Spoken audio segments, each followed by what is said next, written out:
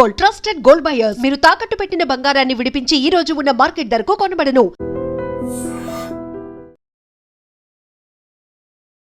ఇది సినిమా గ్రాఫిక్కో ఇంకేదో అనుకునేరు. నిజంగానే అసలు ఈ ఏఐ వచ్చిన తర్వాత ఏది నిజమో ఏది ఫేకో అర్థం కానటువంటి సిచ్యువేషన్. కానీ ఇప్పుడు మీరు చూస్తున్న విజువల్ మాత్రం జరిగినటువంటిదే. మన దగ్గర కాదనుకోండి, అంటే అంత సంతోషపడాల్సింది కూడా ఏమీ లేదు. కానీ కేరళలో జరిగింది ఇది. ఇది జాతీయ రహదారి మీరు చూస్తుంది. అది కొత్తగా కడుతున్నారు.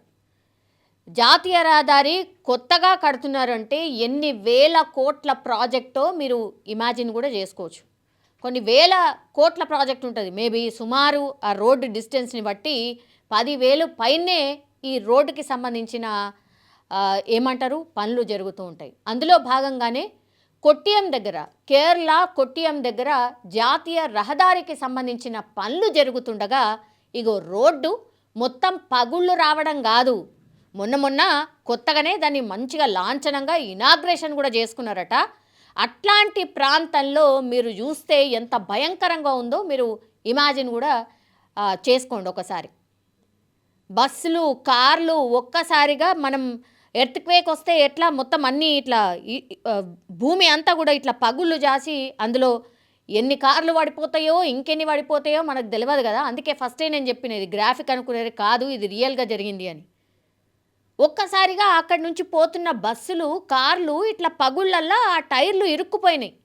ఒక్క నిమిషం అసలు ఏం జరిగిందో అర్థం కాలే. ఆ లోపల నుంచి బయటకు రావాలంటే కూడా భయపడ్డారు.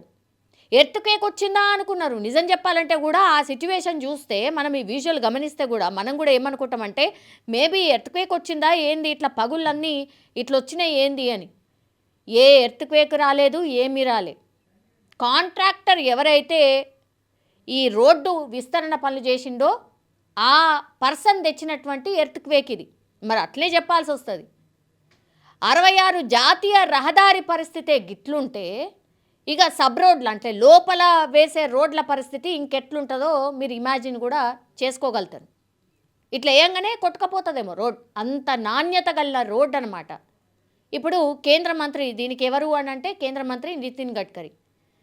మరి గడ్కరీ గారిని చాలామంది క్వశ్చన్ చేస్తున్నారు. సార్ మరి ఇన్ని వేల కోట్ల రూపాయలతోని మీరు రోడ్డు నిర్మాణాల కోసము ఎవరైతే కాంట్రాక్టర్కి ఇస్తారో వాళ్ళు ఓకే సార్, మరి దాని నాణ్యత ఏంది, దాని పరిస్థితి ఏంది, మరి అది కూడా మీరే కదా బాధ్యత, మీరే కదా చూసుకోవాలా. జాతీయ రహదారి వేసిన తర్వాత కొన్నేళ్ల పాటు మళ్ళీ దాన్ని టచ్ చేయొద్దు.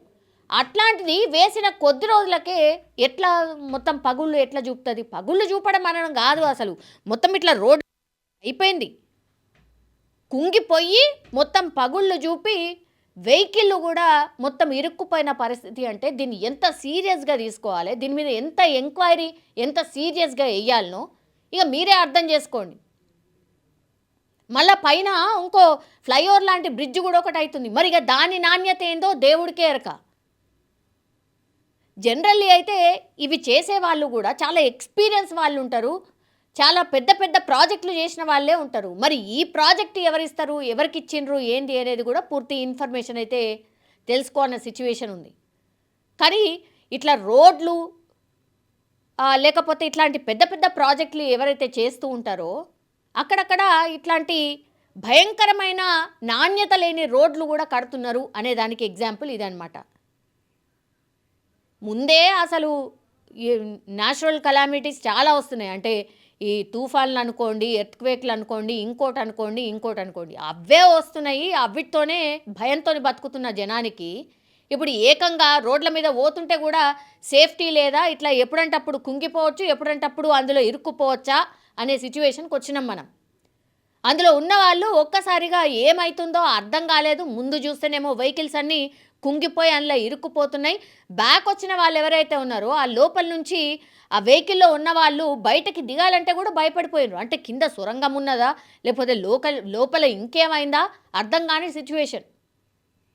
సో దయచేసి కేంద్ర మంత్రి గారు ఇప్పటికైనా దీని మీద సీరియస్గా యాక్షన్ తీసుకోండి. అట్లాగే ఒక ఎంక్వైరీని, పారదర్శకమైన ఎంక్వైరీని ఆదేశించండి. బికాజ్ ఇవి ఇంకోసారి ఇంకో చోట కాకుండా ఉండాలంటే అది ఎంత పెద్ద ప్రాజెక్ట్ చేసినా అయినా సరే ఇట్లాంటివి మళ్ళా జరగకుండా ఉంటాయి. లేదంటే అసలు మళ్ళీ ఇంకోసారి రోడ్డు వేసే కాంట్రాక్టే అసలు ఇవ్వకండి, మొత్తం బ్యాన్ చేయండి. ఇదే కదా పబ్లిక్ కోరుకునేది. సో ఇది కేరళలో జరిగినటువంటి ఇన్సిడెంట్ ఒక్కసారిగా అందరినీ భయపెట్టింది అని చెప్పొచ్చు.